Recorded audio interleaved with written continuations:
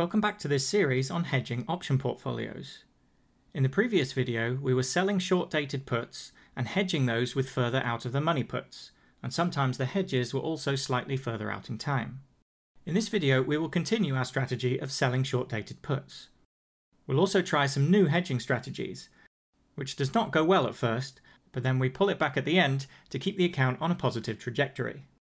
This will be the final video that follows this longer format, where I essentially recap trading over a several week period to highlight a couple of topics. After this, I will be switching to a shorter weekly format, where I can give more up-to-date comments, as well as some more condensed tips and examples. For today's video, we start in mid-April 2024. First up, let's place a different type of longer dated hedge. We're starting with an equity of 0.2589 Bitcoin.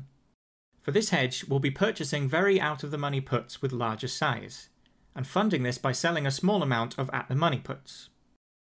The position we end up with in the September expiry is short 0.2 of the 65k put, which is roughly at the money, then long 0.2 of the 45k put, and long the 30k put with a size of 1.5.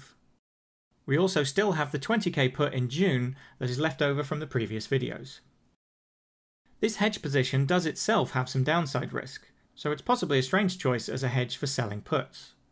And indeed, it would only be advisable to use this if the conditions were favourable, which I'll come to shortly. The logic of this type of hedge position is that the short-term put selling will make significant losses if the price decreases a lot in a short period of time. And it is precisely this scenario, and only this scenario, where this hedge would start to make money. It is therefore an attempt to only pay for the protection in the area where it is needed without paying for it elsewhere. The hedge position will make losses for small moves down, but we should still make a profit on our short-term positions for small moves down, so this shouldn't prove too much of a problem. I would normally aim to place this type of hedge when long-dated implied volatility is low. There are several reasons for this. I'll be able to purchase protection in larger quantities and/or closer to the current price.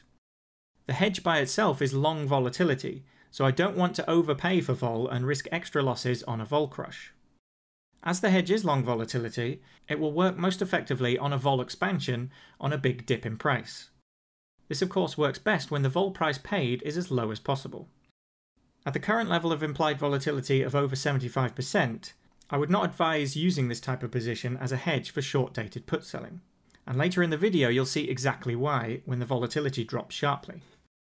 If the IVs were closer to 50%, I'd be much more inclined to use this type of position, because I don't expect longer dated implied volatilities on Bitcoin to dip much further than that. This could change in future though, of course. I'd love to pretend that I went ahead with this hedge despite the high IV solely so that I could show it in the video, but the truth is that it was also just a poor trading decision.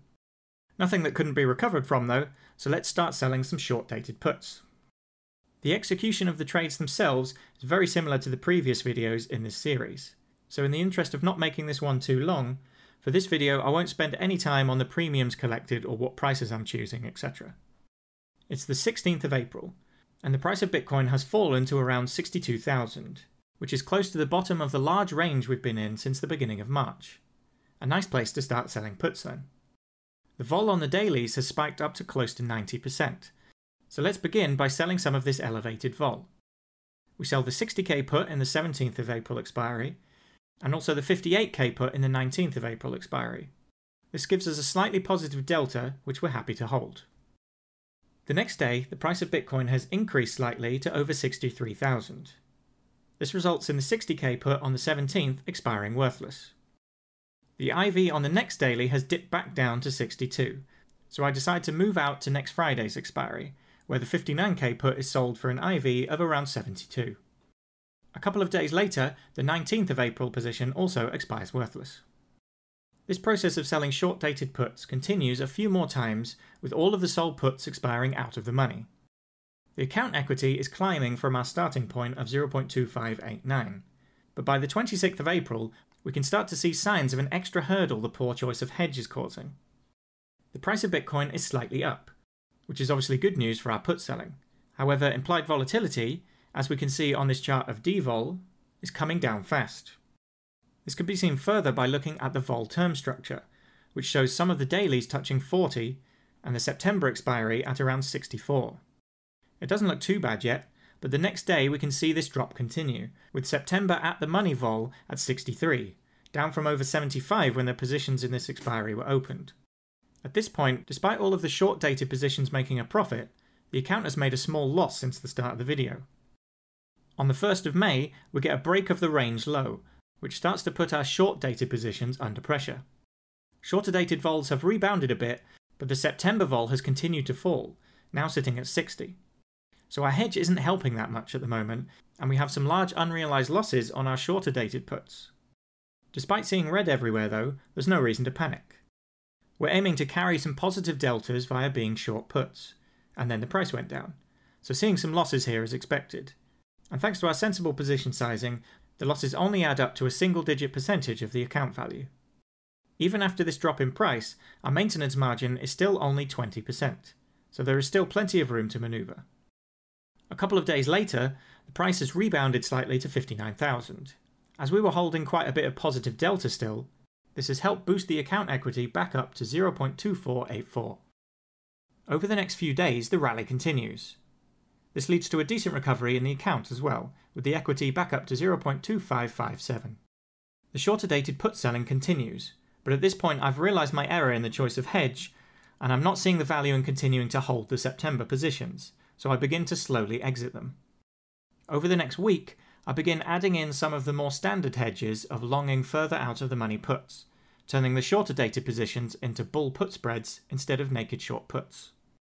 While doing this, I continue to close out portions of the September positions, until on the 15th of May, the last of the September positions is finally closed. This involved selling the remaining 30k puts for 69 and 75 vol, which wasn't too bad in vol terms considering the overall dip in volatility that we saw, but was still a lower price than they were initially purchased for, of course. Let's do a quick review. At the end of this 5 or 6 week campaign, the only position remaining in the account is the worthless 20k put in the June expiry that was brought over from the previous video. The account equity is sitting at 0.2605, which is higher than the starting point of 0.2589, but given that the underlying price has increased over this period, we would certainly have hoped to see a better performance given that our primary strategy was selling puts. Obviously, the initial choice of hedge was poor here, but I think there are still some good lessons to take away from this video. Firstly, stick to your trading rules. If you have a good reason for not buying something when vol is much higher than 50, don't pay 75 and just hope it will be fine. Look for something else that is more in sync with what the market is currently offering. Secondly, if you're already in a position that you don't like anymore, you can close it. You're not forced to hold positions into expiry if you no longer think it makes sense to do so. Towards the end of this period, I didn't see much value in continuing to hold the longer dated hedge anymore, so I closed it, and we finished the video back on a positive trajectory. In conjunction with this point though, obviously you don't want to get into the habit of second guessing your positions every time the price moves, so it's important to not just react emotionally to red numbers on the screen. Traders need to be comfortable holding risk, and that sometimes means being in a drawdown, so don't jump in and out of positions based solely on emotion. But if a position objectively sucks, don't be afraid to dump it. And lastly, position sizing is an extremely important parameter when it comes to risk management. At one point in this video, every position that was open was looking at an unrealized loss, in some cases quite large losses, as a percentage of the premium collected. Thanks to the sensible position sizing though, the account was nowhere close to liquidation, and there was still sufficient room to adjust accordingly. There are now 5 videos in this series on hedging option portfolios. In that time we've covered hedging with futures using the Greek's Live automatic dynamic delta hedging tool, and hedging with other options, sometimes via simple structures such as vertical or calendar spreads, and in this video via a more complicated spread. In the previous videos there were also lots of examples of how I place orders and try to get fill between the bid and ask whenever possible. These first 5 videos should serve as a good introduction to the practicalities of trading options on Deribit, building on top of the more theoretical lessons in the Deribit option course. From this point on, I'm going to change it up a bit. Due to filming each trade execution over several weeks and then doing the write-up afterwards, it's taken me quite a while to release each of these 5 videos. So from this point forward, I'm going to try out a shorter weekly format where I give more frequent updates showing how the account is doing, and highlighting any interesting trades or events from the week. This will allow the videos to give a more up-to-date look at the account, and it will also get me into the habit of releasing more regular content. As always, if you have any specific requests for things you'd like to see me cover, feel free to let me know and I'll be happy to work them in. Thanks for watching, and I'll see you next time.